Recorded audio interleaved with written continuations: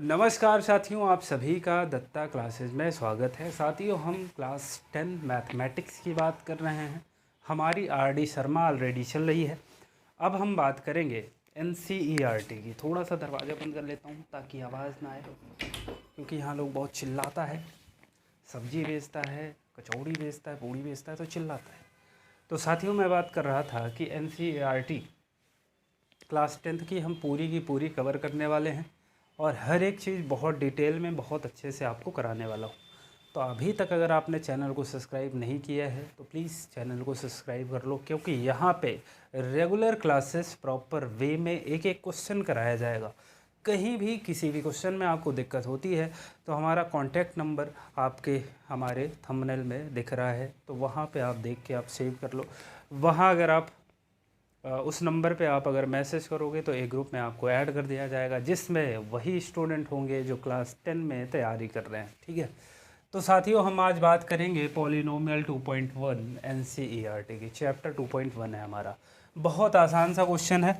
इसको तो देखते ही आप बता दोगे कि सर इसका आंसर क्या होगा। देखो, मैं क्वेश्चन पढ़ता हूँ क्या लिखा हुआ है। The graph of y is equal to p x are given in the figure. ये सारे फिगर दिए हुए हैं, इनका ग्राफ दिया हुआ है। For the sum polynomial P X find the number of zeros of P X in each case. हर एक केस में आपको बताना है कि नंबर ऑफ जीरोज़ कितने होंगे, यानी एक्स की वैल्यू टोटल कितनी हो सकती है।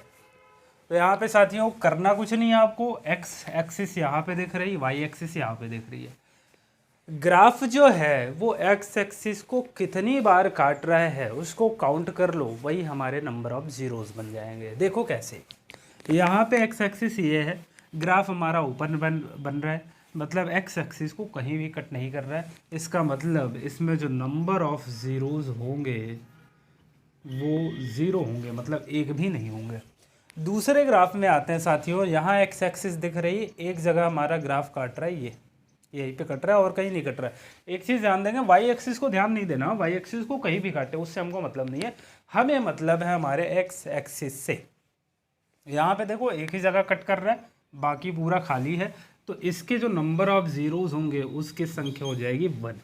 ठीक है, यहाँ पे आ जाओ। यहाँ पे एक्स एक्सिस दिख रही है आपको, एक जगह यहाँ पे कट कर रहा है, दूसरा यहाँ पे कट कर रहा है और तीसरा यहाँ पे कट कर रहा है। मतलब ये वाला जो ग्राफ बन रहा है वो एक्स एक्सिस को 3 जगह कट कर रहा है, 1 2 3। तो नंबर ऑफ जीरोज इसमें कितने हो जाएंगे? 3। साथियों, इस क्वेश्चन पे आते हैं। यहाँ पे आप देख रहे हो ये हमारा ग्राफ बन रहा है, एक्स एक्सिस ये है, 2 जगह कट कर रहा है, तो नंबर ऑफ जीरोज जो होंगे इसमें 2 हो जाएंगे। बात क्लियर है क्या?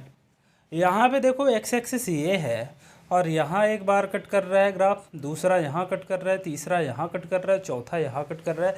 इसका मतलब इसके जो नंबर ऑफ जीरोज होंगे वो 4 हो जाएंगे। यहाँ पे देख लो साथियों, यहाँ पे एक्स एक्सिस है, ये कट किया, यहाँ पे टच कर रहा है, यहाँ पे टच कर रहा है, तो टच भी जहाँ पे कर रहा होगा उसको भी हमको ले लेना है। तो वो हो गया 1 2 3 जगह कट कर रहा है ये। ठीक है, तो ऐसे आप निकाल सकते हो नंबर ऑफ जीरोस। अगर आपको ग्राफ दे रखा है तो उसमें देख लेना एक्स एक्सिस को ग्राफ कितनी जगह कट कर रहा है और उतने ही हमारे नंबर ऑफ ज़ीरो हो जाएंगे। ये चीज़ें आपको क्लियरली समझ में आई होंगी। अब हम बढ़ते हैं, ये 2.1 हो गया, अब हम 2.2 चैप्टर की तरफ बढ़ रहे हैं। चलो भैया, आज जुकाम बहुत ज़्यादा हो चुकी है तो काफ़ी दिक्कतों का सामना भी करना पड़ रहा है, लेकिन फिर भी पढ़ाना हमारी जिम्मेदारी है, हमारा मौलिक कर्तव्य बन चुका है कि हम चाहे बीमार रहें और चाहे जो रहें, पढ़ाना तो पड़ेगा। नमस्कार।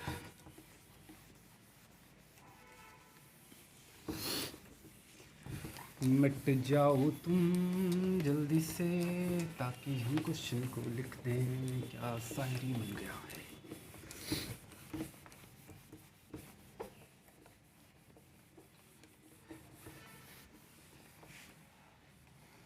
या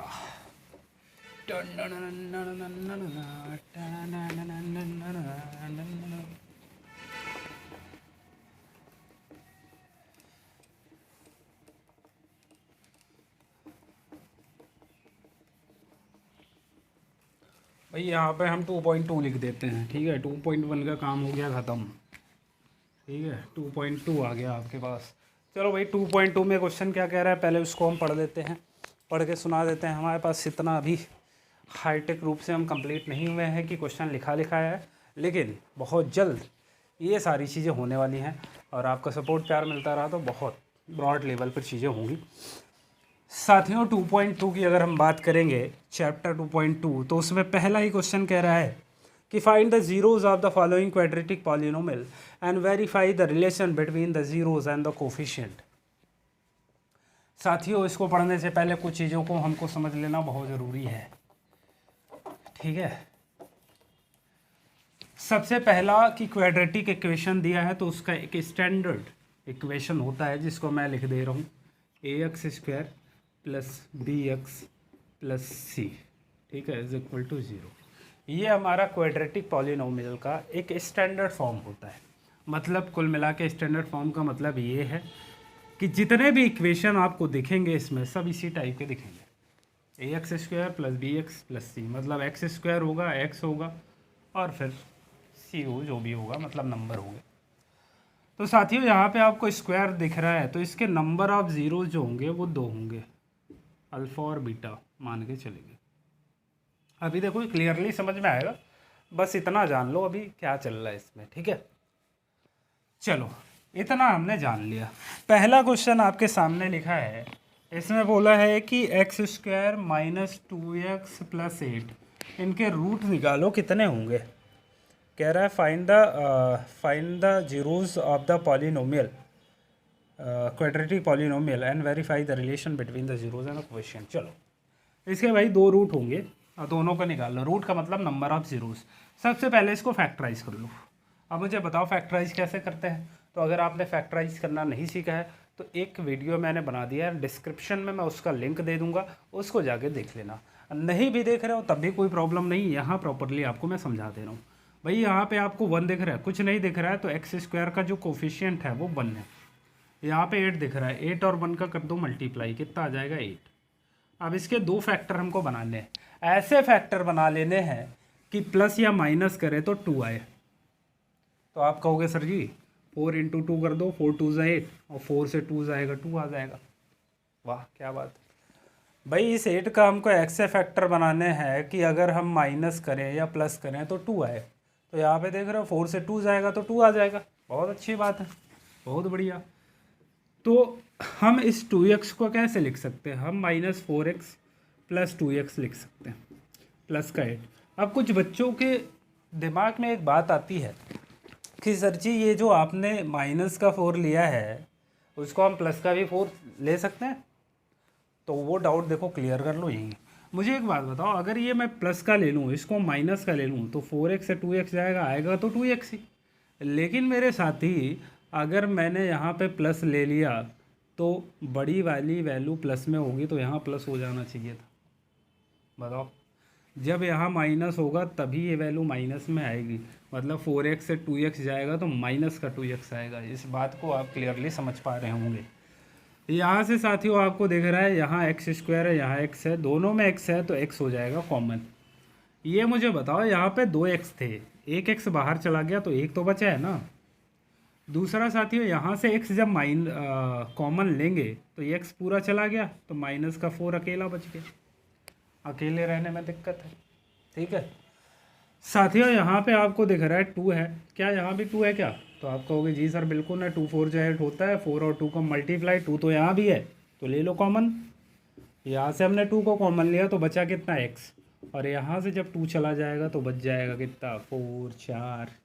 ओ ओ ओ जाने जाना ढूंढे तुझे दीवाना, सपनों में रोज आए आ जिंदगी में आना सनम। साथियों हमने थोड़ा सा यहाँ पे मिस्टेक किया हुआ है, यहाँ पे -8 है, ठीक है। थोड़ी बहुत गलतियाँ चलती हैं तो उसमें टेंशन की बात नहीं है, यहाँ पे माइनस था। अब मेरे साथियों यहाँ पे भी माइनस आ जाएगा, ठीक है भाई। 2 कॉमन होगा तो यहाँ x बचेगा, यहाँ से 2 जाएगा तो माइनस का 4 बचेगा। अब यहाँ देख रहे हो x -4 है, यहाँ भी x -4 है तो x -4 ले लो कॉमन। बहुत अच्छा। अब मुझे बताओ यहाँ से x -4 पूरा चला गया तो x बचा हुआ है, और यहाँ से पूरा x-4 गया तो प्लस का 2 बचा हुआ है। इस बात में कहीं भी आपको कोई दिक्कत है तो बताओ भाई, कोई प्रॉब्लम नहीं है आपको, ठीक है। अब मुझे बताओ, दो फैक्टर हमारे बन गए, एक x-4 बना, दूसरा x+2 बना है। एक बार क्या करो, x-4 को 0 के इक्वल कर लो, तो यहाँ की x की वैल्यू कितना आ गई भाई, 4 आ गई। दूसरा क्या करो कि x+2 = ले लो तुम 0, तो x की वैल्यू कितना आ जाएगी, -2। अभी मैंने बताया कि कोई भी क्वाड्रेटिक इक्वेशन होगा तो उसके दो रूट निकलते हैं, मतलब दो नंबर ऑफ जीरोज होते हैं। तो साफ साफ आपको दिख रहा है कि यहाँ पे 4 है, यहाँ पे -2 है। अब आपके एक बात समझ में नहीं आ रही होगी कि सर ये नंबर ऑफ जीरोज है क्या। देखो क्या होता है नंबर ऑफ जीरोज, इसको हटा रहा हूँ मेरे साथियों। ये जो x की वैल्यू 4 आई ना, इसको अब इस इक्वेशन में रखोगे तो ये पूरा का पूरा 0 हो जाएगा, इसीलिए इसको नंबर ऑफ जीरोज बोलते हैं। मतलब इसको अगर इस पर रखोगे तो 0 हो जाएगा। कैसे होगा देख लो, वही x² है, माइनस का 2x है, माइनस का 8 = 0 है। अब मुझे बताओ x की वैल्यू कितना आई, 4 का स्क्वायर -2 × 4 -8, 4 जा कितना होता है 16, और 4 2 जा -8 = 0। अब क्या बताओ, 16 से 8 जाएगा कितना, 8 8 - 8 = 0 0 आ गया। इसका मतलब क्या हुआ कि ये हमारा जो 4 है ये इस इक्वेशन का 0 है, मतलब इस इक्वेशन को 0 कर सकता है। दूसरी वैल्यू जो आई वो x की वैल्यू आई -2, मतलब -2 को भी रखोगे ना इस पे तो ये भी जीरोज़ वैल्यू देगा, मतलब इसके नंबर ऑफ ज़ीरोज़ 2 आ गए। एक को हम मान सकते हैं ये अल्फ़ा है और इसको हम मान सकते हैं बीटा है, क्योंकि मैंने बताया था ना जो स्टैंडर्ड इक्वेशन है उसकी 2 नंबर ऑफ ज़ीरोज़ आते हैं, अल्फ़ा एंड बीटा। समझ पा रहे हो क्या। अब एक बात आती है कि बताओ भैया, इनके कोफिशिएंट और इनको नंबर ऑफ ज़ीरोज़ के बीच का रिलेशन तुमको प्रूव करना है, वेरीफाई करना है। तो वो कैसे वेरीफाई होगा साथियों, अगर मैं आपसे कहूँ कि इन अल्फ़ा और बीटा जो ये नंबर ऑफ ज़ीरोज़ आए उनको अच्छा एक बात, चलो इसको थोड़ा सा छोड़ दो। कोफिशिएंट क्या होता है, कोफिशिएंट का मतलब x² के बगल में क्या है, a, तो एक कोफिशिएंट ये हो गया, x के बगल में क्या है, b, तो ये दूसरा कोफिशिएंट हो गया, और ये तीसरा हो गया, ठीक है। तो a b c हमारे कोफिशिएंट होते हैं, बात समझ रहे हो कि नहीं। अब मुझे बताओ, हमारे पास दो वैल्यू है अल्फ़ा और बीटा, जब इन अल्फ़ा और बीटा को हम ऐड करते हैं, मतलब नंबर ऑफ जीरोज़ को जब ऐड करोगे तो वो वैल्यू आती है -b/a, और अल्फ़ा इंटू बीटा को जो तुम मल्टीप्लाई करोगे, सॉरी अल्फ़ा और बीटा को मल्टीप्लाई करोगे तो वो आता है c/a। ये होता है रूट या ये होता है ज़ीरोज़ और ये होते हैं कोफिशिएंट। तो ज़ीरोज़ और कोफिशिएंट के बीच का रिलेशन ये बताते हैं। बात समझ आई क्या। अब चलो साथियों, इसको हम वेरीफाई कर लेते हैं। हमको पता है अल्फ़ा प्लस बीटा = क्या होता है, -b/a। अल्फ़ा की वैल्यू कितना निकल के आई है 4, बीटा की वैल्यू कितना निकल के -2, माइनस b की वैल्यू कितना है। अब यहाँ से इसका कंपैरिजन करना पड़ेगा, b कितना होगा। चलो भाई, अब यहाँ से कंपैरिजन कर लो। a की वैल्यू कितना आ रही है, यहाँ पे x² का कोफिशिएंट a है, यहाँ x² का कोफिशिएंट 1 है, तो मतलब a की वैल्यू 1 आ गई। यहाँ x का कोफिशिएंट b है, यहाँ x का कोफिशिएंट -2 है, b की वैल्यू कितना आ गई, -2। और c की वैल्यू कितना दिख रही है सर, यहाँ c है और यहाँ -8 है, तो c की वैल्यू -8 आ गई। ये कंपैरिजन पहले तुम कर लेना, ठीक है। अब बताओ b की वैल्यू कितना है, यहाँ तो एक माइनस आ गया, b की वैल्यू है कितना, -2 अपॉन a की वैल्यू कितना है मेरे साथियों 1। अब बताओ 4 से 2 जाएगा कितना, 2, और माइनस प्लस का 2 = 2 आ गया। मतलब LHS और RHS इक्वल हो गया, मतलब ये वेरीफाई हो गया, ठीक है। जीरोज़ और कोफिशिएंट के बीच का जो रिलेशन है, वेरिफिकेशन, वो हो गया यहाँ पे। दूसरा ये भी बचता है अल्फ़ा इंटू बीटा = c/a।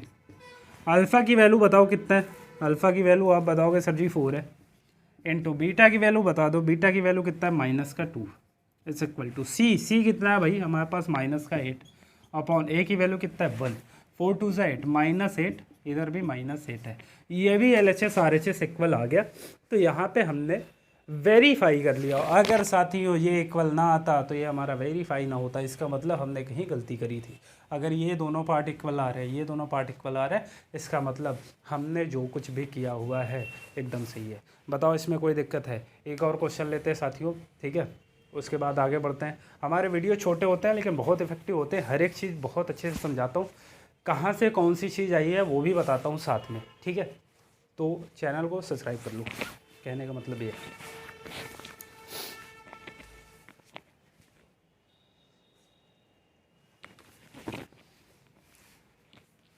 साथ ही एक और क्वेश्चन में हम इसको क्लियरली समझ पा रहे होंगे, ठीक है, हम इस चीज़ को क्लियरली बहुत अच्छे से समझ पा रहे होंगे। और एक और चीज़ आपको सजेशन देना चाहूँगा मैं, इसको मिटा लूँ तो फिर सजेशन दूँ। सजेशन ये है, रुक जाओ रुक जाओ रुक जाओ रुक जाओ, सजेशन दे रहा हूँ।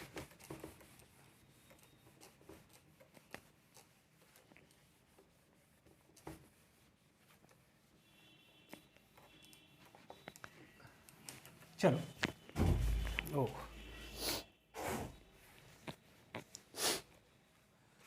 साथियों, आपको सजेशन ये देना चाह रहा हूँ कि अगर आप एनसीईआरटी पढ़ रहे हैं अच्छी बात है, लेकिन आरडी शर्मा आप पढ़ोगे अगर, ठीक है, तो आरडी शर्मा में इतनी ज़्यादा आपकी प्रैक्टिस हो जाएगी कि ये एनसीईआरटी आपको हलवा लगेगी। तो इसलिए मैं यही सजेस्ट करूँगा कि आप एनसीईआरटी तो पढ़ो, उसको रिवीजन के लिए रखो, लेकिन एक बुक आरडी शर्मा ज़रूर ले लो, क्योंकि आरडी शर्मा से इतनी बेहतरीन प्रैक्टिस आपकी होगी, कुछ भी मतलब फिर दे कुछ भी छूटने वाला नहीं होगा आपसे, ठीक है। तो मेरे साथ अगर जुड़ना है तो आरडी शर्मा रख लो, बाकी एनसीईआरटी तो कराऊंगा ही मैं, आरडी शर्मा भी रख लो साथ में। चलो दूसरा क्वेश्चन लेते हैं, और दूसरे क्वेश्चन में हम अब क्लियरली सब कुछ समझ पा रहे होंगे। 4s² माइनस का 4s प्लस का 1, ठीक है, इसको आपको करना है। देखो कुछ नहीं करना साथियों, यहाँ 4 है, यहाँ 1 है, 4 × 1 करोगे 4 आएगा। इस 4 के 2 फैक्टर आपको करने, ऐसा फैक्टर करना है कि तुम ऐड करो या सब्ट्रैक्ट करो तो -4 है। तो आप कहोगे सर जी मार्कर हमारा गिर गया था। 2 2 से अगर हम 4 कर दें और 2 को ऐड कर दें तो ये 4 आएगा। साथियों एक बात ध्यान रखना कि एक्चुअल में इसकी हेल्प लेके, इन दोनों की हेल्प लेके हम इस चीज़ को चेंज कर रहे होते हैं। देखो कैसे भाई, 4s² है, क्या इसको हम माइनस का 2s, भाई ये 2 है तो माइनस का 2s ले लो, ये 2 है तो माइनस का 2s ले लो, प्लस का 1। देखो यहाँ पे माइनस था, तो जब भी माइनस और माइनस करोगे तो वो ऐड होकर 4s बना लेगा, ठीक है। अगर हम एक प्लस ले लेते एक माइनस, तो भाई 2s प्लस का माइनस 2s का तो 0 हो जाता ही, तो इसलिए दोनों को माइनस लेना ज़रूरी है। अब मुझे एक बात बताओ मेरे साथियों, एक बात बता दो आपसे, नहीं डरता किसी के बाप से। यहाँ पे 4s है, यहाँ पे 2s है, तो क्या 2 कॉमन है क्या दोनों में? आप कहोगे जी सर, यहाँ 2 2 × 4 होता है, यहाँ 2 है, यहाँ भी ऐसा है, यहाँ भी ऐसा, तो s दोनों में कॉमन। यहाँ से 2 चला गया तो 2 तो बचा है ना, क्योंकि 2 2 × 4 होता है, और यहाँ से एक x चला गया तो एक s बाकी है। ये पूरा का पूरा 2s चला गया तो माइनस का 1 बचा है। अब मुझे एक बात बताओ, यहाँ कुछ कॉमन है क्या? आप कहोगे नहीं सर कुछ भी कॉमन नहीं है, ना तो यहाँ 2 है ना तो यहाँ s है। तो साथियों जब इस ऐसा केस बने तो यहाँ पे देख लो साइन कौन सा है, माइनस का, तो माइनस रख लो। और यहाँ कुछ कॉमन नहीं हो रहा है तो 1 ले लो कॉमन, और जैसे ही -1 कॉमन लोगे तो माइनस तो इससे चला गया तो बचा कितना भाई, 2s बचा, और ये माइनस अंदर जाके इस प्लस को भी माइनस कर देगा, ठीक है।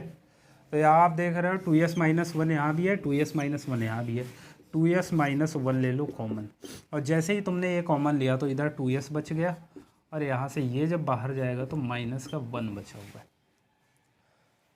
अब देखो नंबर ऑफ जीरोज़ निकालना है, जीरोज़ निकालना है तो सबको कर लो 0 को इक्वल, और जैसे ही 0 के इक्वल करोगे तो एक बार अब आपको इस पोर्शन को 0 के इक्वल रखना है। 2s - 1 = 0, यहाँ से 2s = आएगा 1, और s की वैल्यू आ जाएगी 1/2। यहाँ पे ये 2 इसके साथ मल्टीप्लाई में है, उधर जाएगा तो डिवाइड में चला जाएगा।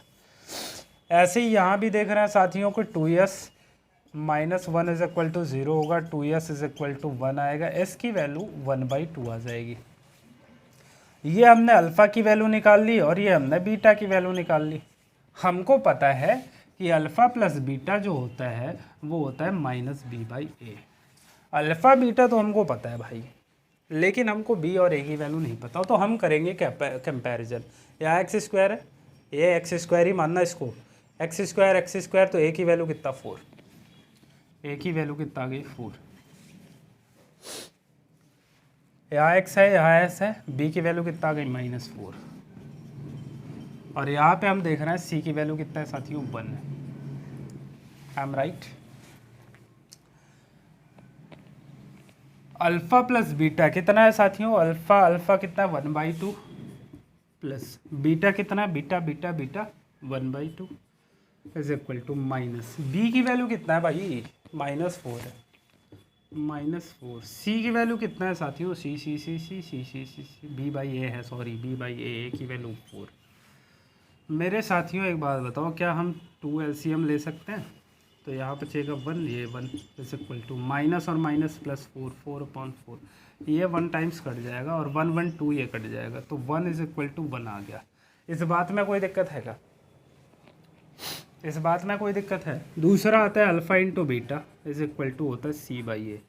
अल्फ़ा की वैल्यू कितना है 1/2, बीटा की वैल्यू कितना है 1/2, सी की वैल्यू कितना है साथियों 1 है, और ए की वैल्यू कितना है 4 है। तो यहाँ पे आप देख रहे हो 1 1 का मल्टीप्लाई 1 और 2 2 का multiply 4 is equal to 1/4। LHS RHS यहाँ पे भी इक्वल आ गया, LHS RHS यहाँ भी इक्वल आ गया। इस बात में कहीं भी प्रॉब्लम है तो हमारा व्हाट्सएप नंबर आपके सामने स्क्रीन पे दिख रहा होगा, उस पर आप मैसेज करना। अगर आप 10th के स्टूडेंट हैं तो आप मैसेज करना, आपको एक ग्रुप में जोड़ूंगा जिसमें प्रॉपर तरीके से हमारी पढ़ाई होगी, ठीक है। तो आज के लिए इतना ही रखते हैं साथियों, मिलते हैं नेक्स्ट वीडियो में, तब तक के लिए थैंक यू सो मच, धन्यवाद। जय हिंद, जय भारत, मेहनत करो, ठीक है। मिलते हैं नेक्स्ट वीडियो में।